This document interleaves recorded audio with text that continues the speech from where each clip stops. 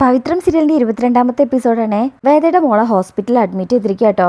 കുട്ടിയുടെ നെറ്റിയിലൊരു ചെറിയ മുറിവുണ്ട്. വേദ തൊട്ടടുത്തുണ്ടെങ്കിലും എനിക്ക് അച്ഛനെ കാണണം, അച്ഛനെവിടെ, എനിക്ക് അച്ഛനെ കണ്ടാൽ മതി, എനിക്ക് അച്ഛനെ വേണം എന്ന് പറഞ്ഞിങ്ങനെ കരഞ്ഞു വാശി പിടിക്കുകയാണ്. വേദ എത്ര ശ്രമിച്ചിട്ടും അത് നിർത്താൻ പറ്റുന്നില്ല. ശ്വേതമ്മ വരുണും വരുന്നത് നോക്കി പുറത്തേക്ക് നോക്കി നിൽക്കാട്ടോ. മോള് കരയില്ലേ, അമ്മ അടുത്തുണ്ടല്ലോ എന്ന് വേദ പറയുമ്പോ മോള് പറയും, അമ്മ വേണ്ട, എനിക്ക് അച്ഛൻ മതി, എനിക്ക് അച്ഛനെ കാണണം, ഇപ്പൊ കാണണം എന്ന് പറഞ്ഞു ഭയങ്കര കരച്ചിലാണ്. അപ്പൊ വേദ സേതുമ്മേനെ അടുത്തേക്ക് വിളിക്കും. അമ്മ വന്നിട്ട് പറയും, ഗൗരിമോളെ മോളുടെ അച്ഛൻ ഇപ്പൊ വരും, കുട്ടിയാണെങ്കിൽ അച്ഛനെ കണ്ടാൽ മതി എന്ന് പറഞ്ഞ് ഭയങ്കര കരച്ചിലേട്ടാ. ഇത് കാണുന്ന സിസ്റ്റർ പറയും, നീങ്ക ഫോൺ എടുത്ത് കൂപ്പിടുങ്കോ, കുളന്ത ഇങ്ങനെ കരഞ്ഞോണ്ടിരുന്ന എന്തെങ്കിലും പ്രശ്നമാവും. സേതമ്മ പറയും, വിളിച്ചു കിട്ടുന്നില്ല. വേദ പറയും, മോൾ അമ്മ പറയുന്നത് കേൾക്ക്. കുട്ടി പറയും, വേണ്ട, അച്ഛൻ വന്നാൽ മാത്രം മതി. വേദയ്ക്ക്, അമ്മ നമ്മൾ എന്താ ചെയ്യാ? അമ്മ പറയും, എനിക്ക് അവന്റെ കാര്യം ഓർക്കുമ്പോ ഒരു സമാധാനമില്ല മോളെ, ആ പഴയ സ്വഭാവത്തിൽ നിന്നൊക്കെ മാറി വരാൻ തുടങ്ങുമായിരുന്നു, ഇപ്പൊ വീണ്ടും അങ്ങോട്ട് തന്നെയാണ് പോണേന്ന്. വേദ പറയും, അമ്മ ഞാൻ പറഞ്ഞത്. അമ്മ ഒന്നും പറയാതെ അവിടെ നിന്ന് പോകും. വേദ ആകെ സങ്കടത്തിലായിട്ടുണ്ട് കേട്ടോ. അങ്ങനെ സേതുമ്മ പുറത്ത് നിൽക്കുമ്പോഴേക്കും വരുൺ അങ്ങോട്ട് വരും. അമ്മ വന്നിട്ടേക്കും, തരുൺ എന്ത് പരിപാടിയാ കാണിച്ചത്? കുഞ്ഞു നീ പോയപ്പോ തുടങ്ങിയ കരച്ചില ഇതുവരെ നിർത്തിയിട്ടില്ല. ഇത് പറഞ്ഞ് മുഴുവിക്കുമ്പോഴേക്കും തരുൺ അകത്തേക്ക് ചെല്ലാട്ടോ. വേദ ഇങ്ങനെ കുഞ്ഞിന്റെ കണ്ണീരൊക്കെ തുടച്ചു കൊടുത്ത് ഓരോന്ന് പറഞ്ഞ് സമാധാനിപ്പിക്കാൻ ശ്രമിച്ചുകൊണ്ടിരിക്കുക. അച്ഛൻ വന്നാൽ മതി എന്ന് പറഞ്ഞ് ഇങ്ങനെ കരച്ചില്ല. ഇങ്ങനെ നിർബന്ധം കാണിച്ചാൽ എങ്ങനെയാ? അച്ഛൻ വരും. അപ്പോഴേക്കും അച്ഛൻ്റെ ഗൗരിമോളെ എന്ന് വിളിച്ച് തരുൺ വരും. മോളെന്തിനാ കരയുന്നത്? അപ്പോൾ വേദ അവിടെ നിന്ന് എണീക്കും കേട്ടോ. മോളുടെ കവിളിലൊക്കെ കൈവച്ച് ഇങ്ങനെ സ്നേഹത്തോടെ സംസാരിക്കുക. അച്ഛൻ വരണ്ടായപ്പോൾ ഗൗരിമോൾ പേടിച്ചു പോയി. മോളെന്തിനാ പേടിക്കുന്നത്? അച്ഛൻ ഇങ്ങോട്ട് വന്നില്ലേ, ഇനി പേടിക്കണ്ട കേട്ടോ എന്ന് പറഞ്ഞൊരു ഉമ്മ കൊടുക്കും. വാ നമുക്ക് പോയി ഒരു സാധനം കഴിക്കാം എന്ന് പറഞ്ഞിട്ട് മോളെ എടുത്ത് അവിടെ നിന്ന് പോവാം. മോളിങ്ങനെ കാണിക്കുന്നതൊക്കെ വേദ ഒരുപാട് സങ്കടത്തിലാക്കിയിട്ടുണ്ട്. മിഠായി വാങ്ങിച്ചേരാട്ടോ എന്ന് പറഞ്ഞിട്ടാണ് കൊണ്ടുപോയത്. കൊണ്ടുപോകുമ്പോൾ വേദ ഇങ്ങനെ അമ്മയെ നോക്കും. അമ്മ തല താഴ്ത്തി നിൽക്കണേ. വേദയ്ക്ക് ഒന്നും പറയാനാവുന്നില്ല. പിന്നീട് അങ്ങനെ അവർ വീട്ടിലെത്തിയിട്ടോ. വേദയുടെ കയ്യിൽ കിടന്ന് മോൾ ഉറങ്ങിയിട്ടുണ്ട്. അങ്ങനെ വേദ അകത്തേക്ക് കയറുമ്പോൾ തന്നെ, വേദ മോൾ ഇന്ന് എൻ്റെ കൂടെ കിടന്നോട്ടെ എന്ന് പറഞ്ഞിട്ട് കുഞ്ഞിനെ എടുക്കാം. അങ്ങനെ കുഞ്ഞിനെ എടുത്ത് റൂമിലേക്ക് ചെന്ന് കഥ കടക്കൂട്ടോ. വേദ ഇങ്ങനെ നോക്കി നിൽക്കും സങ്കടത്തോടെ. വേദയ്ക്ക് നല്ല വിഷമായിട്ടുണ്ട്. അമ്മ വന്നിട്ട് പറയും, ഒരു കുഴപ്പമില്ല മോളെ, ഇന്നൊരു ദിവസമല്ലേ, ഇന്ന് അവൻ്റെ കൂടെ കിടക്കട്ടെ. വേദ പറയും, എനിക്ക് പേടിയാവുന്നമ്മേ. എന്തിന്? വേദ പറയും, ആശുപത്രിയിൽ വെച്ച് അമ്മ കണ്ടതല്ലേ, അവൾക്കിപ്പോ തരുൺ മതി എല്ലാത്തിനും, നാളെ ഒരിക്കൽ തരുണല്ല. അപ്പോഴേക്കും അമ്മ വേദയുടെ കൈ പിടിച്ച് സംസാരം നിർത്തിയിട്ട് പറയും, അത് പറയേണ്ട സമയത്തെ വേണ്ടത്ര തയ്യാറെടുപ്പോടെ പറഞ്ഞാൽ പോരെ, അത് ആലോചിച്ച് ഇപ്പോഴേ ടെൻഷൻ ആവണോ? മോള് ചെന്ന് ഫ്രഷ് ആവേ. എന്തായാലും തരുൺ വന്നപ്പോ ഗൗരിമോളുടെ പേടി മാറിയില്ലേ, തൽക്കാലം അത്ര വിചാരിച്ചാൽ മതി, ചെല്ലേ എന്ന് പറഞ്ഞ് വേദ അവിടെ നിന്ന് പറഞ്ഞേക്കും. അങ്ങനെ വേദയുടെ ബാഗും ഫയലൊക്കെ അമ്മയുടെ കയ്യിലാട്ടോ. അമ്മ സോഫയിൽ വന്നിരിക്കുമ്പോൾ ഒരു കോള് വരികയാണ്. അച്ഛൻ. ആ കോള് സേതുമ്മ എടുക്കും. മോളെ, ഒരു സന്തോഷകാര്യം പറയാനാ വിളിച്ച്. വിക്രം ജയിലിൽ നിന്ന് ഇറങ്ങി. വിക്രമിനെ ആക്രമിക്കാനുള്ള ശ്രമത്തിൽ അറിയാതെ സംഭവിച്ചു പോയതാണെന്ന് കോടതിക്ക് ബോധ്യപ്പെട്ടു. അതിനുവേണ്ട തെളിവുകളും കോടതി അംഗീകരിച്ചു. കുറച്ചു കാലം കാത്തു നിൽക്കേണ്ടി വന്നാലും സത്യം വിജയിക്കുന്ന ഉറപ്പായില്ലേ. ഇനി ഈ ഒളിച്ചു താമസത്തിന്റെ ആവശ്യമില്ല മോളെ, നീ ഇങ്ങോട്ട് പോര്. അല്ല, നീ എന്തോ ഒന്നും മിണ്ടാത്തത്? സേതുമ്മ ഒന്നും മിണ്ടുന്നില്ല കേട്ടോ. ഞാൻ വേദയല്ല, നമ്മള് ഇതുവരെ കണ്ടിട്ടില്ല. പക്ഷെ വേദ പറഞ്ഞ് എനിക്ക് ശങ്കരനാരായണൻ സാറിനെ അറിയാം. വേദ ഇപ്പോ പഴയ വേദയല്ല. അവൾ എന്റെ മകന്റെ ഭാര്യയാണ്. കഴിഞ്ഞതെല്ലാം അവളും ഞങ്ങളും മറക്കാൻ ശ്രമിക്കുകയാണ്. പഴയ ഓർമ്മകളിലേക്ക് ഇനി അവളെ വലിച്ചഴക്കരുത്. ശങ്കരൻ ഞെട്ടും. പക്ഷെ വേദ, വിക്രമിന്റെ കുഞ്ഞിനെ അമ്മ പറയും, അത് ആ കുഞ്ഞ് മരിച്ചുപോയി. ശങ്കരൻ ഞെട്ടും. എന്ത്? അതെ, ഇപ്പൊ അവളോടൊപ്പം ഉള്ളത് എന്റെ മകന്റെ കുഞ്ഞാ. സ്വന്തം അമ്മയെ പോലെയാ അവൾ വേദയെ കാണുന്നത്. ഞങ്ങൾക്കും ഇപ്പൊ അങ്ങനെയാണ്. വേദയെ ഭാര്യയായി സ്വീകരിക്കാനുള്ള കാരണവും അതാണ്. കുഞ്ഞ് നഷ്ടപ്പെട്ട് ആകെ തകർന്നു പോയ വേദയെ തിരിച്ചു കൊണ്ടുവന്നത് എന്റെ മകന്റെ കുഞ്ഞിന്റെ സാമീപ്യ. പഴയതൊന്നും ഓർക്കാൻ ഞങ്ങൾ ആരും ഇഷ്ടപ്പെടുന്നില്ല. നിങ്ങളും ഇനി ആ പഴയ കാലത്തേക്ക് അവളെ തിരിച്ചു വിളിക്കരുത്. അവളിപ്പോ പഴയ വേദല്ല. ഇന്നത്തെ പൊസിഷനിലേക്ക് അവള് വെറുതെ എത്തിയതും അല്ല. അതിന്റെ പിറകിൽ എന്റെ മകന്റെ അധ്വാനം കൂടെ ഉണ്ട്. അവനും കുഞ്ഞും അവളും അടങ്ങുന്ന ആ കുടുംബത്തിലേക്ക് ഒരു അവകാശം പറഞ്ഞ് ഇനി ഒരാൾ വരരുത് പ്ലീസ്. ഇതൊരു അപേക്ഷയാണ്. ഇനി വിളിക്കാതിരിക്കാനും ശ്രമിക്കല്ലോ. ഗുഡ് നൈറ്റ് എന്ന് പറഞ്ഞ് കോള് കട്ട് ചെയ്യും. ശങ്കരൻ ആകെ ഞെട്ടിപ്പോയിട്ടുണ്ട്. പിന്നീട് സേതുമ്മ ആ കോൾ ഹിസ്റ്ററിന്ന് ആ നമ്പർ ഡിലീറ്റ് ചെയ്യാട്ടോ. ഒരു ചതിയാണ് ഇപ്പൊ ചെയ്തിരിക്കുന്നത്. അതിനുശേഷം പിന്നീട് കാണിക്കുന്നത് വിക്രം ഇങ്ങനെ പുറത്ത് ബൈക്കിൽ പോവാട്ടോ. പോലീസ് ചെക്കിംഗ് ആണ്. ഹെൽമെറ്റൊക്കെ ഉണ്ട്. ബുക്കും പേപ്പറും എടുക്കാൻ പറയും. ഈ സമയം അവിടെ അപ്പുറത്തിരിക്കുന്നത് സാബു പോലീസാട്ടോ. ആഹാ, കൊള്ളാലോ. എന്താടാ, എന്ത് കുരുത്തക്കേട് ഒപ്പിക്കാനാ നിന്റെ പ്ലാൻ? നിന്നെ ഒന്ന് നേരി കാണാതിരിക്കായിരുന്നു ഞാൻ. സ്റ്റേഷനിലേക്ക് വന്നു വിടുന്നത് ഒന്നും നീ ഒപ്പിക്കില്ലെന്ന് എനിക്കറിയാം. അതുവരെ കാത്തിരിക്കണല്ലോ എന്നോർത്ത് സങ്കടപ്പെട്ടിരിക്കായിരുന്നു ഞാൻ. അപ്പോഴാ നീ തന്നെ മുന്നിൽ വന്നു പെട്ടത്. വിക്രം ഒന്നും പറയുന്നില്ല കേട്ടോ. മറ്റേ പോലീസിന്റെ അടുത്തേക്കും പേപ്പേഴ്സൊക്കെ ഓക്കെയാണോ? ഓക്കെയാണ് സർ. എന്നാലും വിസ്തരിച്ച് നോക്ക്. പണ്ട് മയക്കുമരുന്ന് കൈവശം വെച്ചതിന് 7 കൊല്ലം അകത്ത് കിടന്നവനാ. ഇപ്പോഴും അതുണ്ടോന്ന് അറിയില്ലല്ലോ. അതുമ്പോ തന്നെ ഇരിക്കാതെ ഇങ്ങോട്ട് ഇറങ്ങടാ. ഓപ്പറേഷൻ തുഫാൻ ആഭ്യന്തരമന്ത്രിയുടെ ഓർഡറാ. നിന്നെ പോലുള്ളവരാണല്ലോ ഈ മാഫിയ ഉണ്ടാക്കിയെടുക്കുന്നത്. വിക്രം പറയും, സാബു സാറേ, എന്റെ കയ്യിൽ അതൊന്നും ഇല്ലെന്നും പരിശോധിച്ചാലും ഒന്നും കിട്ടാൻ പോകുന്നില്ലെന്നും സാറിനറിയാം. പിന്നെ അപമാനിക്കാൻ വേണ്ടി പിടിച്ചു നിർത്തരുത്. അതില് സാബു വിക്രമിനെ പിടിച്ച് വലിച്ചങ്ങോട്ട് ഇട്ട് വയ്ക്കും. അപമാനോ? നിനക്ക് എന്ത് മാനം? ജീവിതത്തിൽ 10-18 വർഷം അകത്ത് കിടന്നവനല്ലേ നീ, മാനത്തിന്റെ കാര്യം നീ വിടെ. എന്നിട്ട് പോലീസിനോട് പറയും ആ ബൈക്ക് പരിശോധിക്കേ ഇവനെയും എന്ന് പറഞ്ഞിട്ട് വിക്രമിന്റെ കയ്യിലുണ്ടായിരുന്ന ബാഗ് പിടിച്ച് വലിച്ച് സാബു സാർ പരിശോധിക്കും. ആൾക്കാരൊക്കെ നോക്കി നിൽക്കാട്ടോ. സാബു അവരോട് പറയും പണ്ടേ തന്തയുടെ ബാഗിൽ മയക്കുമരുന്ന് വെച്ച് പിടിച്ചവനാ, ഇപ്പൊ ജയിലിൽ നിന്ന് ഇറങ്ങിയതേ ഉള്ളൂ, അപ്പൊ പിന്നെ നോക്കാതെ വിടാൻ പറ്റില്ലല്ലോ, പോലീസുകാരന്റെ കടമയായി പോയില്ലേ. വിക്രം പറയും സാറേ കയ്യിലുള്ള എന്തെങ്കിലും എന്റെ മേല് ചുമത്തി എന്നെ അകത്ത് ഇടാനാണ് പ്ലാനെങ്കിൽ സാറിന് എന്നെ അറിയാലോ. സാബു പറയും ഭീഷണിപ്പെടുത്താണോടാ, എന്റെ കയ്യിൽ ഒരു തരി സാധനം ഉണ്ടായിരുന്നെങ്കിൽ നിന്നെ ഇപ്പൊ ഞാൻ അകത്താക്കിയനെ, നീ ഒന്ന് പത്തി പൊക്കാനാ ഞാൻ നിൽക്കുന്നത്, പഴയ കടങ്ങളൊക്കെ വീട്ടാൻ. അവന്റെ ഷർട്ട് ഊരി പരിശോധിക്കടോ. വിക്രം നോക്കുമ്പോൾ അയാൾ പറയും മര്യാദയ്ക്ക് ഷർട്ട് ഊരിക്കോ അല്ലെങ്കിൽ വലിച്ചു കീറി പറയ്ക്കും. അങ്ങനെ നടു റോട്ടിൽ വെച്ച് വിക്രമിന്റെ ഷർട്ട് ഊരുക. സാബുയ്ക്കും അടിവസ്ത്രത്തിനുള്ളിൽ എന്തെങ്കിലും ഒളിപ്പിച്ചിട്ടുണ്ടോടാ പ്ലീസ് സാർ. അപ്പോൾ അയാൾ പറയും ഓ നിനക്ക് ഇത്രയ്ക്ക് മര്യാദ ഉണ്ടോ, ശരി ശരി വിട്ടേക്കാനെ. ഇതുകൊണ്ടൊന്നും തീർന്നില്ല, അത്ര എളുപ്പത്തിലേ വീടെന്ന് വിചാരിക്കണ്ട, താഴത്തുള്ളതൊക്കെ പെറുക്കിയെടുത്ത് വണ്ടിയും കൊണ്ട് പോകാൻ നോക്ക്.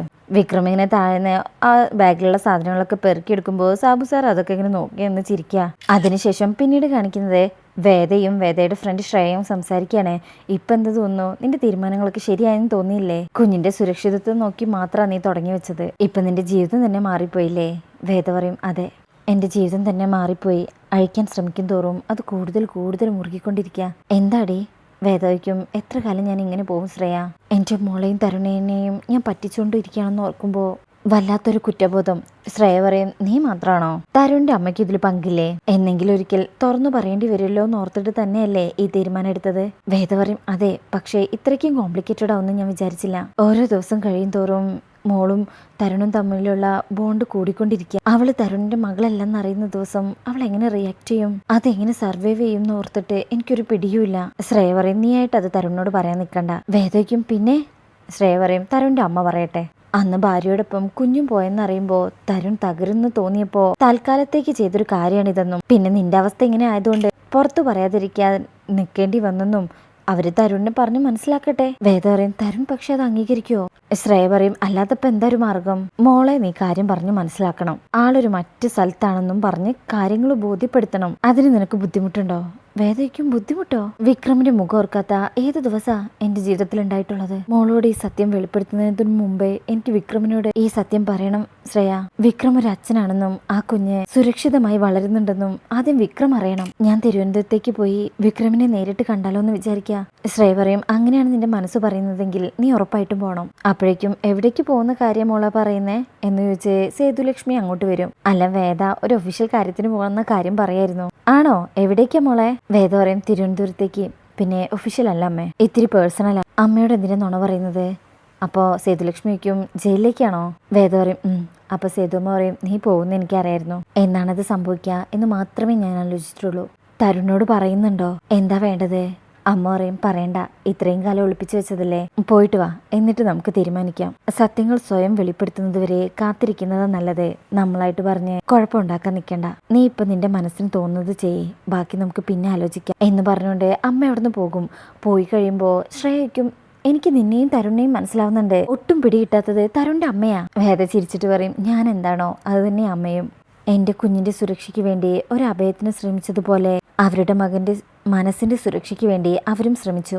രണ്ടമ്മമാർ അവരുടെ കുഞ്ഞുങ്ങൾക്ക് വേണ്ടി കളിച്ചൊരു നാടകം. സ്നേഹമാണോ സ്വാർത്ഥതയാണോ കൂടുതലെന്ന് കാലം തെളിയിക്കും. അതിനുശേഷം പിന്നീട് കാണിക്കുന്നത് വിശ്വം കടയിലേക്ക് പോകാനായിട്ട് വീട്ടിൽ നിന്ന് ഇറങ്ങുമ്പോൾ ഒരു പോലീസ് ജീപ്പും ശ്രീകാന്തും കൂടെ വരികയാണ്. എന്താ സാറേ, എന്താണ് ഈ വണ്ടിയിൽ കടത്തുന്നത് ചോദിച്ചാൽ കേട്ടില്ലേ. വിശ്വം പറയും പൊടികളാണ് സാറേ. അപ്പം സാബുയ്ക്കും ഇപ്പം പലതരം പൊടികളാണ് കടത്തിക്കൊണ്ട് പോകുന്നത്, അതിലേത് പൊടിയാണെന്നാ ചോദിച്ചത്. അപ്പോഴേക്ക് ശബ്ദം കേട്ട് വിക്രമും ശ്രീചേർത്തിയും അങ്ങോട്ട് വരും. ശ്രീകാന്ത് പറയും ചോദിച്ചു നിൽക്കാതെ വലിച്ചു വാരിയിട്ട് പരിശോധിക്കും സാറേ. വിക്രം ചോദിക്കും എന്താ. സാബു പറയും ഇന്നലെ നീ സൂത്രത്തിൽ രക്ഷപ്പെട്ടു, അങ്ങനെ വിട്ടുവിടാൻ പറ്റില്ലല്ലോ, അതുകൊണ്ട് കുറച്ച് വിശദമായി പരിശോധിക്കാന്ന് കരുതി. വിശ്വം പറയും കഴിഞ്ഞ കുറച്ച് വർഷങ്ങളായി മസാല പൗഡറും കറി പൗഡറും ഒക്കെ വിറ്റ് ജീവിക്കുന്നവരാ ഞങ്ങൾ എന്ത് കടത്താനാ. സാബു പറയും നീ കച്ചവടം ചെയ്യുന്നവനാന്നറിയാം, അപ്പൊ ഇപ്പോ വേറൊരു ചേരിന്നൊരുത്ത എത്തിയിട്ടുണ്ടല്ലോ, അവന്റെ പഴയ ബിസിനസ് നിന്റെ ബിസിനസ്സിലുണ്ടോന്നൊരു സംശയം. അപ്പൊ പിന്നെ നിന്നെ പരിശോധിക്കാതിരിക്കാൻ പറ്റുമോ. അപ്പോഴേക്കും മാഷ് അങ്ങോട്ടെത്തും. ഇതേ സാറേ, വെറുതെ മുൻ വൈരാഗ്യം വെച്ച് പെരുമാറരുത്, ഇവിടെ മാന്യം മര്യാദയ്ക്ക് ജീവിക്കുന്ന ഒരു കുടുംബം ഉള്ളത്, അത് പോലീസാണല്ലോ തീരുമാനിക്കേണ്ടത്. ശ്രീജ പറയും സാറേ വെറുതെ പ്രശ്നം ഉണ്ടാക്കരുത്, ഇത് വാടകയ്ക്ക് താമസിക്കുന്ന സ്ഥല, ഇവിടെ പോലീസും മറ്റും പരിശോധിക്കുന്നുണ്ടെന്ന് അറിഞ്ഞാൽ ഹൗസ് ഓണർ സമ്മതിക്കില്ല. പോലീസ് പറയും അങ്ങനെ എല്ലാവരുടെ സമ്മതം കിട്ടിയിട്ട് പോലീസിനെ ഇതൊക്കെ തുടരാൻ സമ്മതിക്കാൻ പറ്റുമോ? മാഷോയ്ക്ക് നിങ്ങൾ എന്ത് വർത്താണോ പറയണേ? എന്താ മാഷിന് പറഞ്ഞത് മനസ്സിലായില്ലേ? പുറത്തിറങ്ങിയ നിങ്ങളുടെ മകൻ ഈ ബിസിനസിന്റെ മറവിൽ മയക്കുമരുന്ന് കച്ചവടം നടത്തുന്നുണ്ടെന്ന് ഒരു ഇൻഫോം കിട്ടിയിട്ടുണ്ട്. അതാ ഇങ്ങോട്ട് വന്നത്. ഇവിടെ മാത്രല്ല, നിങ്ങൾ നടത്തുന്ന ഒരു സ്ഥാപനം ഉണ്ടല്ലോ, ഇതെല്ലാം പൊടിച്ചെടുക്കുന്ന മില്ലേ, അവിടെയും കയറി ഞങ്ങൾ പരിശോധിക്കും. എന്തെങ്കിലും കിട്ടിയാ കച്ചവടം ഞങ്ങൾ പൂട്ടിക്കും. കാണോ? വിക്രം ചോദിക്കും. അപ്പൊ ഇന്നലെ പറഞ്ഞത് നടപ്പിലാക്കാൻ സാർ ഒരുങ്ങിക്കെട്ടി നടന്നിരിക്കല്ലേ? പോലീസുകാരൻ ജയിലിൽ നിന്ന് ഇറങ്ങിയ നീ പെട്ടെന്ന് സത്യസന്ധനും ശുദ്ധനും ആയെന്ന് പോലീസിന് ഉറപ്പിക്കണ്ടേ വിക്രം? മാഷറിൻ സാറേ, കഴിഞ്ഞ 5 വർഷം എൻ്റെ മകനെ തടവിലിട്ടത് ചെയ്യാത്ത കുറ്റത്തിനാണെന്ന് എല്ലാവർക്കും അറിയാം. ഇതിന്റെ പിന്നിൽ ആരാണെന്ന് അന്വേഷിക്കാനാ കോടതി ഉത്തരവിട്ടത്. അല്ലാതെ സംശയിക്കുന്ന ആൾക്കാരുടെ കൂടെ കൂടി നിരപരാധികളെ വീണ്ടും ശിക്ഷിക്കാനല്ല. ശ്രീകാന്ത് പറയും, പോലീസ് അവരുടെ ഡ്യൂട്ടി നടത്തട്ടെ, തടസ്സപ്പെടുത്താൻ നോക്കിയതുകൊണ്ട് അവര് പിന്മാറാൻ പോകുന്നില്ല. വിക്രം പറയും, അച്ഛൻ മിണ്ടാതിരിക്കേ. വിക്രം പറയും, ശരി, നിങ്ങൾക്ക് പരിശോധിക്കാം, പക്ഷെ അതിനു മുമ്പ് പരിശോധിക്കുന്ന പോലീസുകാരുടെ കയ്യിൽ ഒന്നുമില്ലെന്ന് ഞങ്ങൾക്ക് ഉറപ്പ് കിട്ടണം. ചിനി എന്താ പറഞ്ഞത്? വിക്രം പറയും, മനസ്സിലായില്ലേ? പരിശോധിക്കുന്നതിന് മുന്നേ നിങ്ങൾക്കും നിങ്ങളുടെ കൂടെ വന്നവരുടെയും കയ്യില് ഒന്നുമില്ലെന്നേ എനിക്കും എന്റെ ചേട്ടനും ഉറപ്പ് കിട്ടണം. അതിനുശേഷം നിങ്ങൾക്ക് ഈ വണ്ടി പരിശോധിക്കാൻ കിട്ടും. എന്നിട്ടൊന്നും കിട്ടിയില്ലെങ്കിൽ സാബു 5 കൊല്ലം കാത്തു സൂക്ഷിച്ചു വെച്ച പകയും വൈരാഗ്യവും എല്ലാം കെട്ടടങ്ങി ഒരു പഴം പോലെ നിൽക്കുകയാണ് ഞാനെന്ന് കരുതരുത്. ഇതിനുള്ളിൽ ഒന്നുമില്ലെന്ന് പറയുന്ന നിമിഷം താൻ എന്നെ അറസ്റ്റ് ചെയ്യേണ്ടി വരും. പോലീസ് ആക്രമിച്ചതിനല്ല, നിങ്ങളെയും കൂട്ടി ഇങ്ങോട്ട് വന്ന ഈ പരനാറിയെ ഈ മുറ്റത്തിട്ട് അവസാനിപ്പിച്ചത്. എന്താ, റെഡിയാണോ? റെഡിയാണെങ്കിൽ വാടോ, ഏത് പോലീസുകാരനെയും പറഞ്ഞു വിട്, ബാക്കി ഞാൻ നോക്കിക്കോളാം. സാബു സാറ് ശ്രീകാന്തിനെ ഇങ്ങനെ നോക്കുമ്പോൾ ശ്രീകാന്ത് തല താഴ്ത്തും. അപ്പൊ വിക്രം ശ്രീകാന്തിന്റെ അടുത്ത് എന്നിട്ട് പറയും, നീ ഇതുവരെ ചെയ്തതൊന്നും മറന്നിട്ടല്ല ഞാൻ മിണ്ടാതെ നിൽക്കുന്നത്. നീ ഒരൊറ്റയാളുള്ളത് കാരണം ഈ ലോകത്തിന് മുന്നിൽ പ്രത്യക്ഷപ്പെടാതെ മറഞ്ഞു നിൽക്കുന്ന എന്റെ വേദയെ കണ്ടെത്തേണ്ട താമസമേ ഉള്ളൂ. ആ നിമിഷം മുതൽ എനിക്കൊരൊറ്റ ലക്ഷ്യമേ ഉണ്ടാവുള്ളൂ. അതുവരെ അല്പ ആയുസ് കൂട്ടി കിട്ടണമെങ്കിലേ നീ നിന്റെ പട്ടാളങ്ങളെ കൂട്ടി പോവാൻ നോക്ക്. ഡാ എന്ന് വിളിച്ച് സാബു വരുമ്പോഴേക്കും ശ്രീകാന്ത് അവിടുന്ന് പോവും. അപ്പൊ വിക്രം പറയും, 5 വർഷം വെറുതെ നിന്ന് തിന്നിട്ടല്ല വിക്രം പുറത്തേക്ക് ഇറങ്ങിയത്, മനസ്സും ശരീരവും നല്ലതുപോലെ ഉറപ്പിച്ചെടുത്തിട്ടാ. കുറെ കാലം അനങ്ങാതെ കിടന്നത് ഓർമ്മയുണ്ടാവുമല്ലോ സാബു സാറിന്. അതുകൊണ്ട് ഈ സീൻ കൂടുതൽ വഷളാക്കാതെ പോവാൻ നോക്ക്. ശ്രീകാന്ത് വണ്ടി എടുത്ത് പോകുന്ന കാണുമ്പോ വിക്രം പറയും, കൊട്ടേഷൻ തന്നാള് സ്ഥലം വിട്ടു, ഇനി നിക്കണോ? അപ്പൊ സാബു പറയും, നീ എണ്ണിക്കോ, നിനക്ക് അധിക ദിവസമില്ല, വന്നോടത്തേക്ക് തന്നെ നിന്നെ തിരിച്ചെത്തിക്കും. വിക്രം പറയും, സന്തോഷം, പക്ഷെ അതിനു മുമ്പേ നിന്റെ പെണ്ണും പിള്ളയുടെ കുറച്ചു കാലത്തേക്ക് വെള്ളയിട്ട് നടക്കേണ്ടി വരുന്നു പറഞ്ഞേക്ക്. അല്ല, അങ്ങനെ ഒരു ആചാരത്തിൽ അവർ വിശ്വസിക്കുന്നുണ്ടെങ്കിൽ. അത് കേൾക്കുമ്പോ തന്നെ സാബു സാറേ കൂടെ വന്ന പോലീസുകാരെയും കൂട്ടി അവിടെ നിന്ന് പോവാട്ടോ. അവര് പോയി കഴിഞ്ഞാ വിഷം ചോദിക്കും, എന്താടാ ഇതൊക്കെ? വിക്രം പറയും, ഏട്ടൻ പേടിച്ചോ? എന്നാ ഏട്ടന് ഇനി അധിക ദിവസം ഇങ്ങനെ പേടിക്കേണ്ടി വരില്ല എന്ന് പറഞ്ഞ മാഷിന്റെ അടുത്തേക്ക് പോകുമ്പോ മാഷ് പറയും, അവരിതുകൊണ്ടൊന്നും അവസാനിപ്പിക്കില്ല. വിക്രം പറയും, അറിയാം, എന്ത് ചെയ്യാൻ പറ്റുമെന്ന് ഞാനും ആലോചിക്കുന്നുണ്ട്. ശ്രീജയെ നോക്കിയിട്ട് പറയും, അപ്പുമോളില്ലാത്തത് നന്നായല്ലേ, ഇന്നിനി ഒന്നും ഉണ്ടാവില്ല, ഏട്ടത്തി മില്ലിലേക്ക് പോയിക്കോളൂ എന്ന് പറഞ്ഞ് വിക്രം അകത്തേക്ക് പോകും. ശ്രീജ ഇങ്ങനെ വിശ്വത്തിനെ ദയനീയായി നോക്കുന്നുണ്ട്. മാഷ് ഇങ്ങനെ പുറത്തേക്ക് നോക്കി നിൽക്കുന്നിടത്താണ് ഈ ഭാഗം കഴിയുന്നത്. അപ്പൊ നെക്സ്റ്റ് ഭാഗത്തിനായിട്ട് നമുക്ക് വെയിറ്റ് ചെയ്യാം. ഈ റിവ്യൂ ഇഷ്ടമായിട്ടുണ്ടെങ്കിൽ ചാനൽ എല്ലാവരും ഒന്ന് ലൈക്ക് ചെയ്യുക.